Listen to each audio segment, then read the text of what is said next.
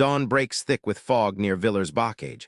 Feldwebel Carl Newman, gunner in Tiger 222, peers through his sights. British Shermans are spotted, vulnerable, just silhouettes. With practiced calm, Newman loads an armor-piercing round and fires direct hit, 600 meters, straight at the lead tank's hull. Instead of flames, sparks flicker, the round ricochets into the brush. Stunned silence in the turret. Loader Weber curses under his breath.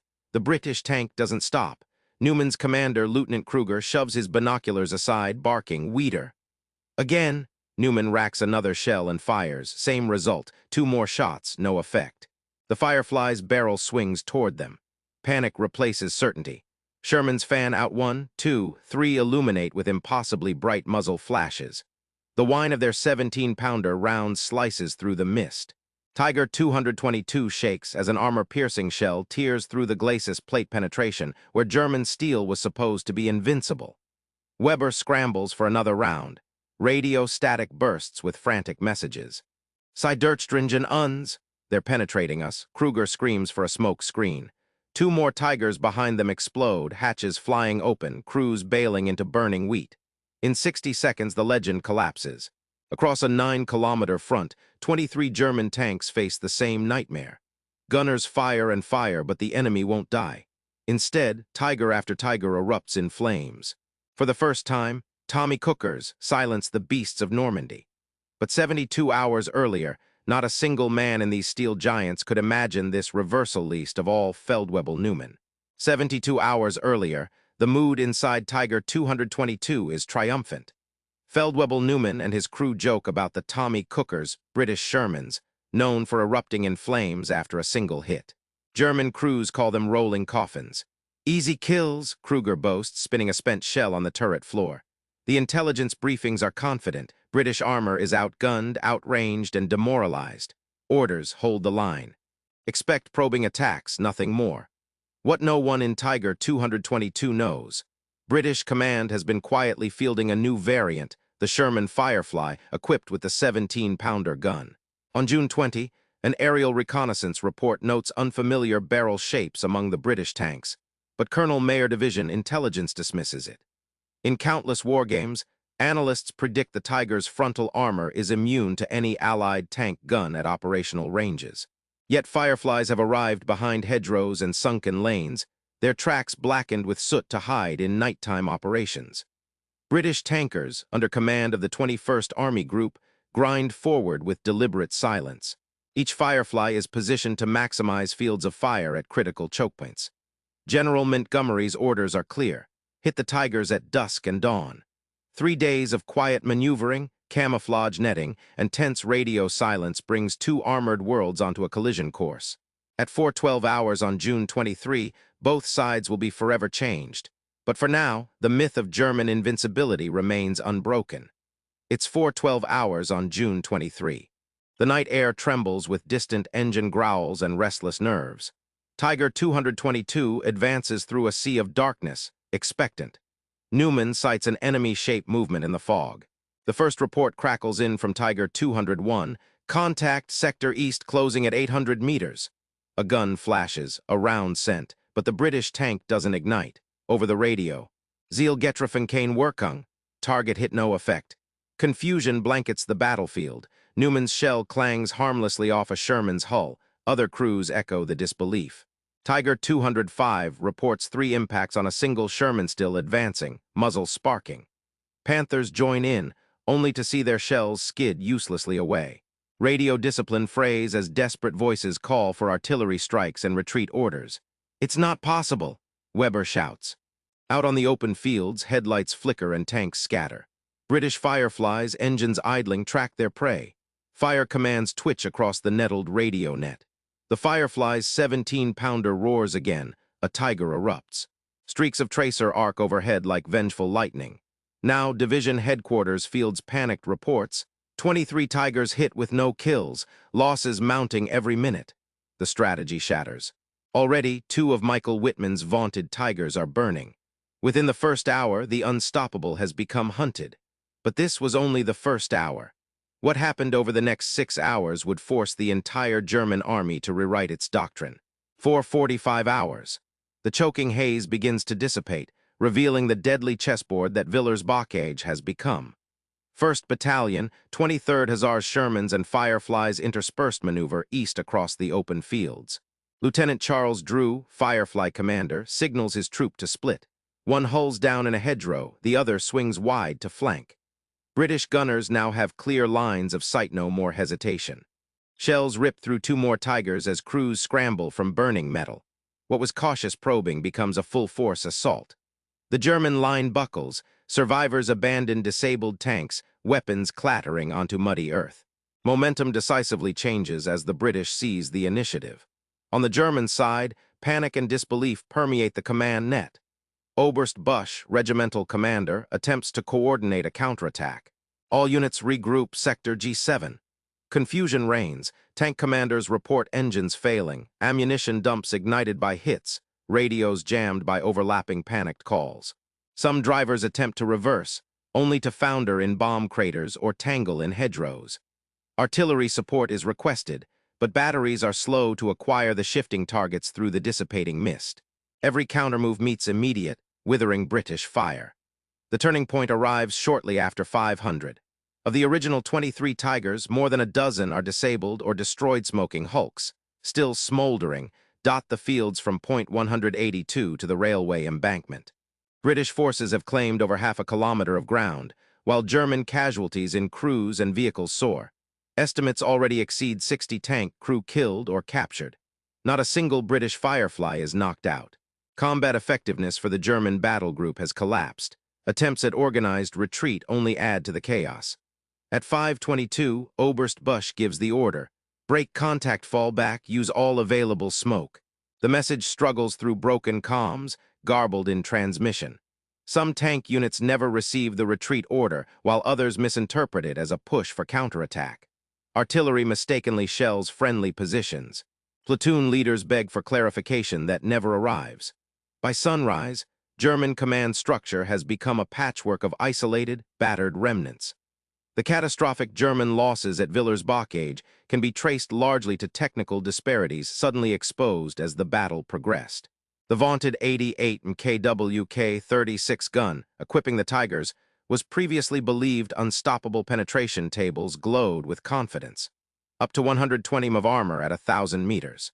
Yet the British Sherman Firefly's 17-pounder 76. 2 mm used advanced armor-piercing, composite rigid APCR rounds, capable of penetrating up to 150 m at comparable range. The Tiger's frontal armor, 100 mm thick and slightly sloped, was intended to deflect earlier Allied rounds, not the 17-pounder's high-velocity, tungsten-cord penetrators. Training manuals and war games never accounted for this new Allied threat. German doctrine treated the Firefly as a statistical rarity, rather than a decisive weapon. This technical oversight left crews with a false sense of invulnerability that was fatally shattered. Strategically and tactically, command decisions amplified the technical failure.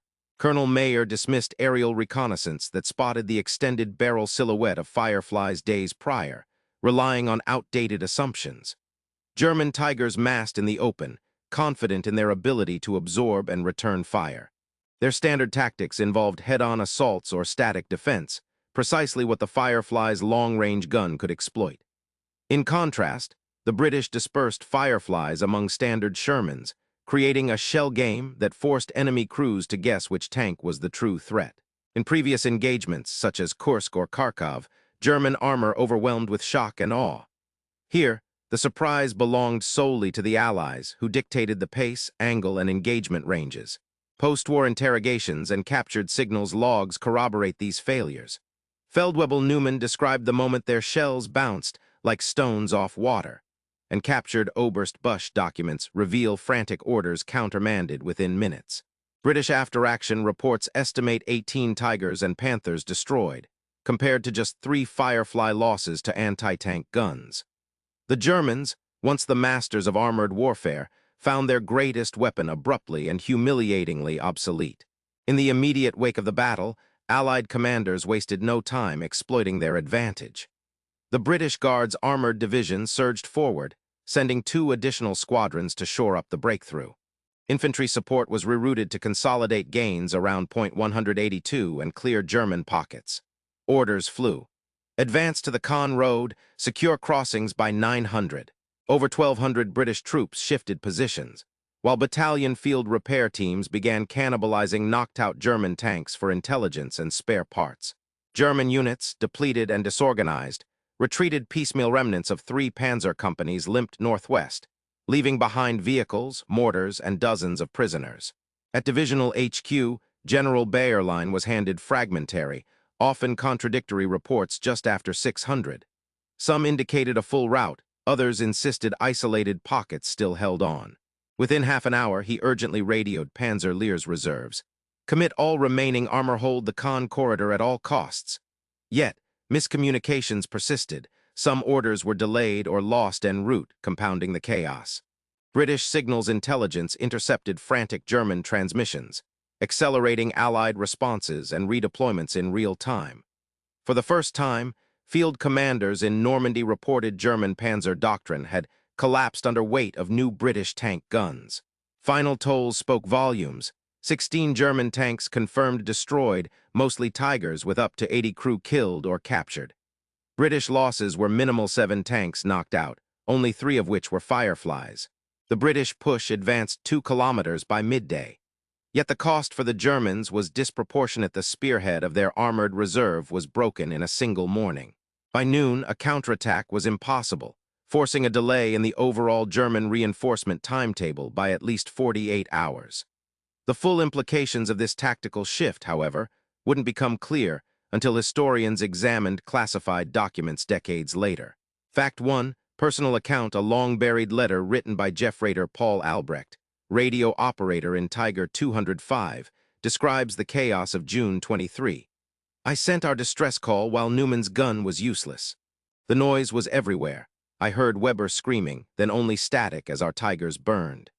This letter, folded inside a German paybook found in a Normandy barn decades later, differs sharply from sanitized German crew memoirs.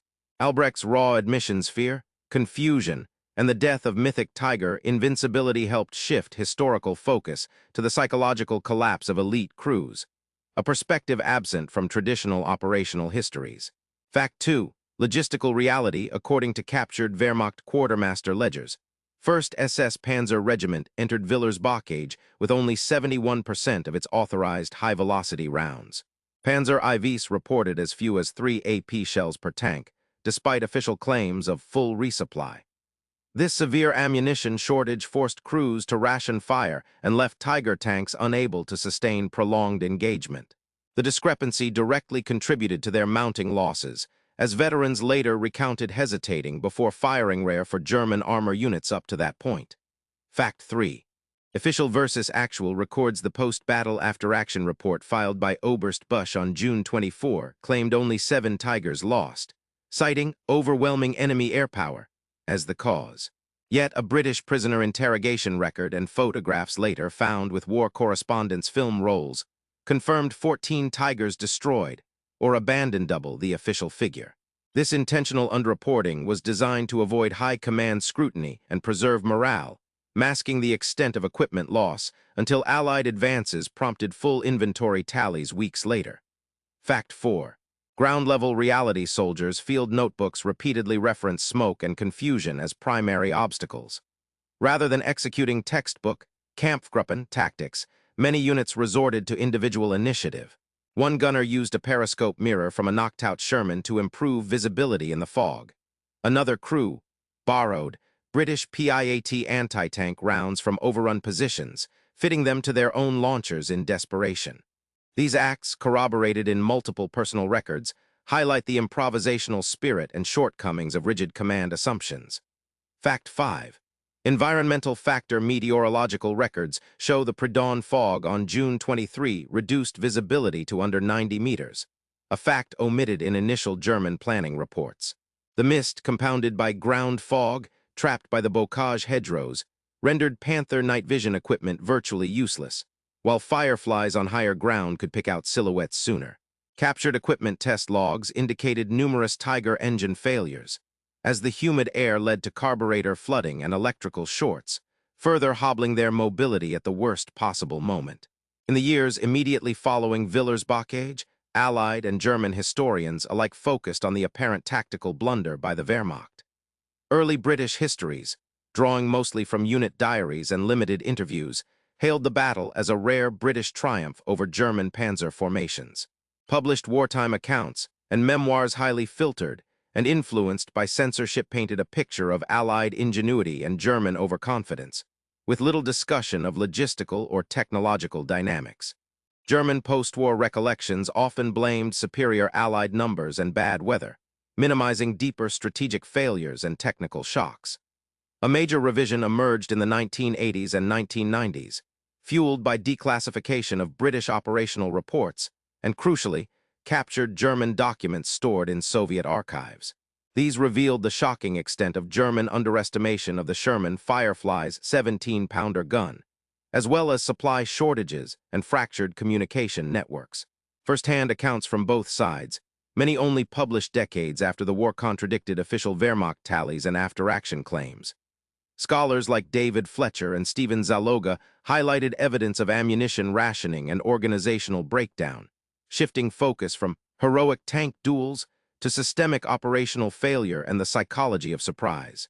Modern consensus recognizes the Battle of Villers-Bocage as less a fluke and more a result of converging failures. Misallocation of resources, flawed intelligence, technical underpreparedness, and the sudden appearance of a superior Allied weapon. There is broad agreement on the number of German tanks lost and the role of Fireflies in shifting armored warfare doctrine. Debate persists around individual tactical decisions, whether more flexible command could have mitigated losses, and the full extent to which shock and morale collapse influenced the rout. Still, these findings underscore the battle's significance in marking the beginning of the end for German armored supremacy in Normandy. Individual 1. Hauptmann Ludwig Voss, 25th Panzer Regiment, age 31, Hamburg. Before the war, Ludwig Voss was a mechanical engineer, devoted father, and orchestra violinist. At Villers-Bocage, his Tiger tank was immobilized by the first salvo. In his memoir, Voss recalled, "It was as if the gods of war had switched sides. We fired expecting victory, but nothing happened. The world turned upside down in seconds." Wounded and captured, he spent 3 years as a British POW, teaching music to fellow captives. Voss survived the war, returned to Hamburg, and later became a leading advocate for German war veterans suffering from trauma. His letters are preserved in the Bundesarchiv and quoted in military psychology studies. Individual 2. Trooper Bernard Holloway, 23rd Hussars, British Army. Holloway, a Welsh farmer's son, faced tigers head-on in his Sherman Firefly that dawn. He described the terror in seeing a tiger's gun traverse towards him, but the exhilaration as his AP round finally pierced through. Holloway survived the war, resettled in Cardiff, and rarely spoke of the battle. He later confessed in an oral history, "You saw their faces when they came out of the fire. We could have been them any day." His testimony closely matched Voss's, both men haunted by the thin veil between hunter and hunted. Individual 3, Oberjefreiter Ernst Kapell, Panzer Grenadier Kapell, was gravely wounded by shrapnel, losing the use of his right hand. He struggled for years with recurring nightmares and survivor's guilt symptoms, then dismissed as nerves. His plight echoed that of thousands. Only decades later did Germany formally recognize PTSD among veterans, partly due to advocacy by survivors like Voss and published medical case studies tracing injuries and trauma back to the Normandy campaigns. These individual experiences, when examined across hundreds of documented cases, revealed patterns that shaped strategic decisions throughout the campaign. In the aftermath of dawn at Villers-Bocage, the consequences surged within hours. At 600, British command, recognizing the unexpected collapse of German armored resistance, broadcast fresh orders. The Guards Armored Division and 1st Battalion, 23rd Hussars, were to press east and exploit the disintegration. Over 1,200 troops shifted position, and field engineers began scouring burning Tiger wrecks for intelligence material. Simultaneously, German command reeled fragmentary reports to General Bayerlein described a rout, leading him to call all remaining armor forward and try, unsuccessfully, to hold the Caen corridor. Within 12 hours, 16 German tanks lay destroyed. 80 Panzer crew were dead or in captivity. Across the next days and weeks, operations on both sides underwent dramatic revision. Allied planners accelerated their timetable by 48 hours. knowing the German armored reserve was spent. British supply chains scrambled to consolidate captured ground and rush anti-tank stores to the new front line near Point 182. German attempts at regrouping were hindered by miscommunication and supply shortages. Quartermaster reports reveal Tiger units operating with less than 3 AP rounds per tank, inhibiting any real counteraction. Casualty projections, originally estimated at 40 British tanks lost, instead registered single digits. The pace of the Allied advance quickened, while German reinforcements dropped by nearly 25%. In the following months, the Normandy campaign's entire timeline shifted. German command was forced to retreat from secondary positions rather than contest them, as the Panzer Reserve, once the backbone of their defense, had been gutted. Von Kluge's HQ replaced several senior commanders, including Oberst Busch, for inadequate response under surprise conditions. British armored units, now emboldened by their Firefly's performance, received priority allocation of APCR ammunition and began incorporating Fireflies as a standard complement, not a rarity. New tactics emphasized dispersal and deception, drawn directly from successes at Villers-Bocage. Over the long arc, the battle's impact resonated for years.